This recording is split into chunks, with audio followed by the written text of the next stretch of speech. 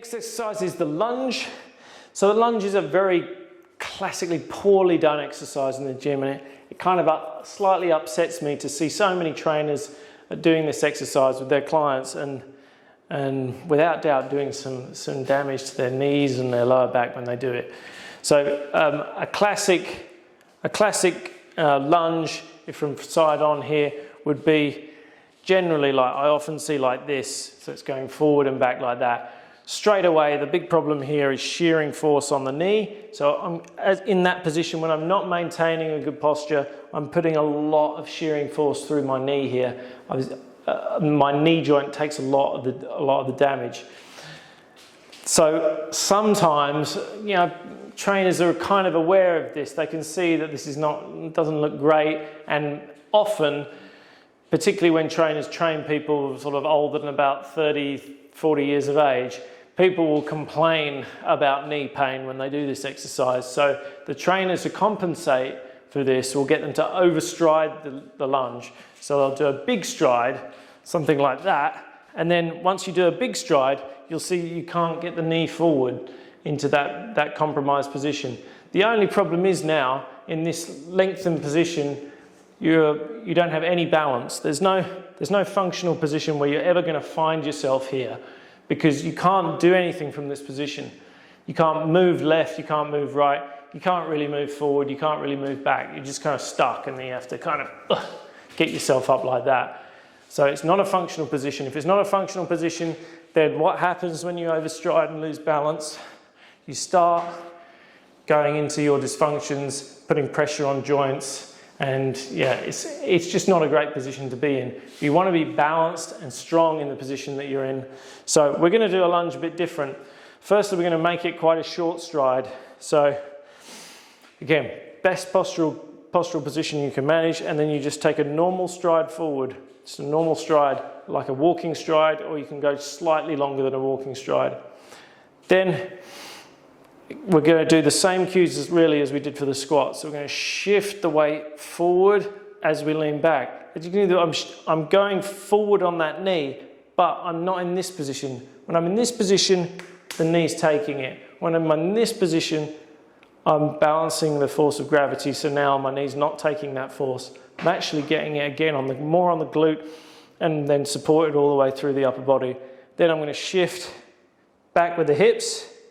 Then I'm going to go down, same as before. This time I'm going to add a bit of rotation in as I go down. Now I'm going all the way down to the floor here because I'm able to keep that abdomen retracted. I'm able to keep the shoulders back as I go. And then just come, again, knee back, pull up. Exactly the same as the squat. Now you don't have to go anywhere near this far down. To begin with, I just recommend doing it just a little. So shoulders up with the breath, shoulders back, stomach in. Posterior tilt, shift forward, again about 70 to 80% of the weight on this front foot, just like that unilateral position. Kick the hips back, and then you can just go down to there if you like. That's fine. I've got a great glute contraction here, can feel it. Pull back on the knee, return to normal. And then you can play around with this as well. I'll do a few on the right. As you see, it's hard work. I'm a little bit out of breath just doing these basic moves. So, shoulders up. Again, best postural position. Shift forward. Shift back. Down. Maintaining all those postural cues, and then you can step back. Or you can do the opposite and step forward. It's the same sort of position. I'm going to do this sped up. So 1, 2, 3, 4, 5. And that would be your lunge position. So you can go straight up and down, you can step back, you can come forward, however you want to do it. Very similar cues to the squat.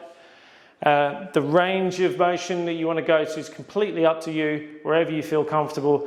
Wherever, particularly on the lunge, this is an exercise that you definitely can feel yourself starting to lose that integrity, particularly in the stomach. So as you this is a problem I had when I was in this position.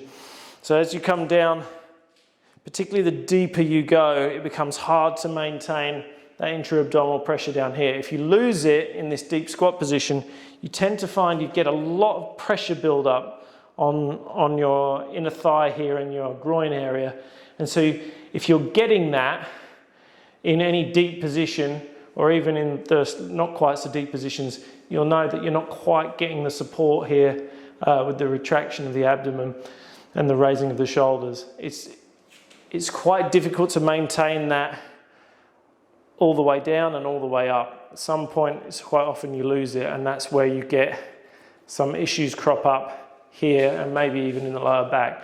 So keep it a nice, comfortable range of motion to begin with until you're confident extending that range of motion. It's completely up to you where you go. So that was the lunge.